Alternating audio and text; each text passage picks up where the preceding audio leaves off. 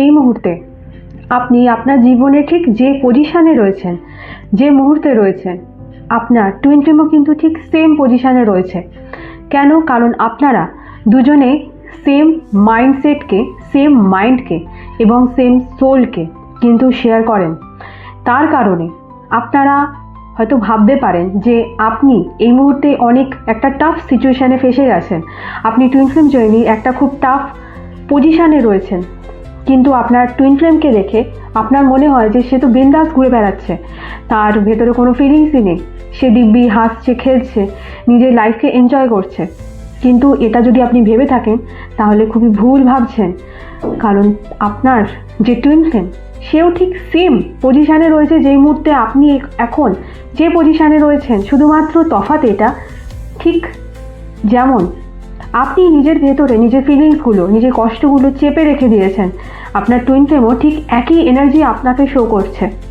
সেও বাইরে থেকে দেখাচ্ছে যে সে খুব কুল রয়েছে, সে খুব চিল রয়েছে, তার কোনো সমস্যাই হচ্ছে না, সে দিব্যি তার লাইফ এনজয় করছে, লাইফে ভালো রয়েছে, সুখী রয়েছে, হ্যাপি রয়েছে।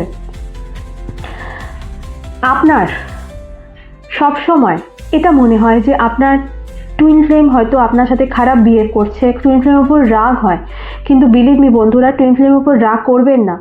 কারণ আপনি যে এনার্জিটা আপনার টুইন ফ্লেমকে দেবেন, আপনার টুইন ফ্লেম কিন্তু সেম এনার্জি আপনাকে কিন্তু ব্যাক করবে। আপনি একটা জিনিস খেয়াল করে দেখবেন, আপনার টুইন ফ্লেম আপনার সাথে ভালোভাবে মেশে কথা বলে, হঠাৎ করে সে রিয়াক্ট করা শুরু করে দেয়। কেন? কারণ আপনিও সেম এনার্জি তাকে দিচ্ছেন।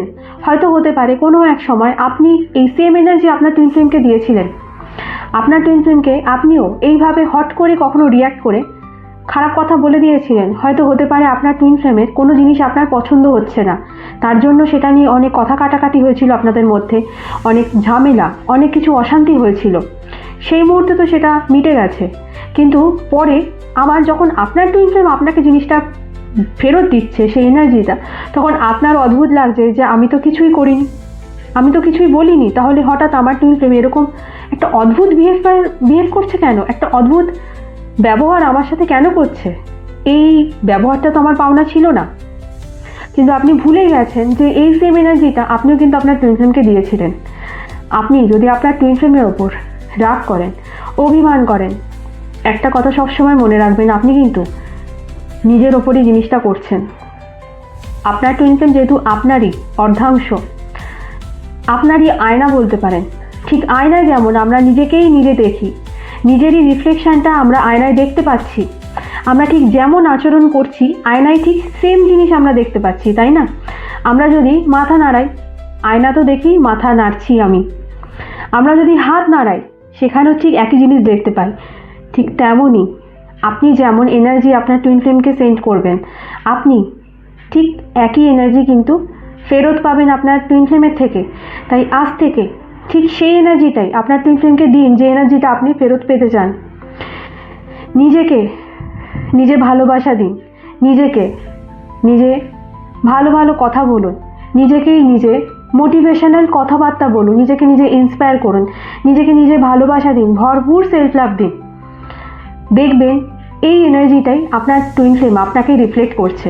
আপনি নিজেকে যত ভালোবাসা দেবেন, যত বেশি নিজের অন্তরের গভীরে গিয়ে নিজেকে ভালোবাসতে পারবেন, নিজের প্রেমে ডুবে যেতে পারবেন, তত বেশি আপনার টুইন ফ্লেমও কিন্তু আপনাকে ভালোবাসা দিতে শুরু করবে, আপনাকে ভালোবাসতে শুরু করবে।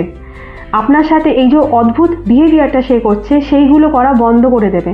আর আজ থেকে কিন্তু নিজের টুইন ফ্লেমের ওপর রাগ করা বন্ধ করে দিন, কারণ টুইন ফ্লেমের ওপর রাগ করা মানে নিজের ওপর রাগ করা, নিজের ওপর খারাপ লাগা তৈরি করা। টুইন ফ্লেমের প্রতি যদি কোনো কিছু খারাপ লেগে থাকে সেগুলো নিজের ভেতরে হিল করুন, নিজের অন্তরে গিয়ে দেখুন, একটু ভাবুন যে যে জিনিসগুলো আমার মনে হচ্ছে আমার টুইন ফ্লেমের মধ্যে আমার পছন্দ হচ্ছে না, কোথাও না কোথাও সেই জিনিসগুলো কি আমার ভেতরেও খামতি রয়ে গেছে? একটু ভেবে দেখুন তো, যদি থেকে থাকে সেগুলোকে হিল করুন।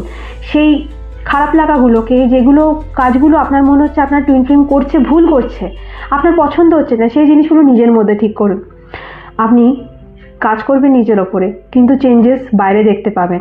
সব সময় মনে রাখবেন, বাইরে যদি আপনি বড় বড় চেঞ্জেস দেখতে চান তাহলে সেই বড় বড় কাজগুলো আপনাকে আগে নিজের ভেতরে করতে হবে, তবে কিন্তু বাইরে সেই বড় বড় চেঞ্জেসগুলো আপনি নজর করতে পারবেন, আপনি চোখে দেখতে পাবেন, জিনিসগুলো আপনার চোখে সাক্ষাৎ সামনে ঘটবে, আপনি চোখ দিয়ে সেগুলো উইটনেস করতে পারবেন।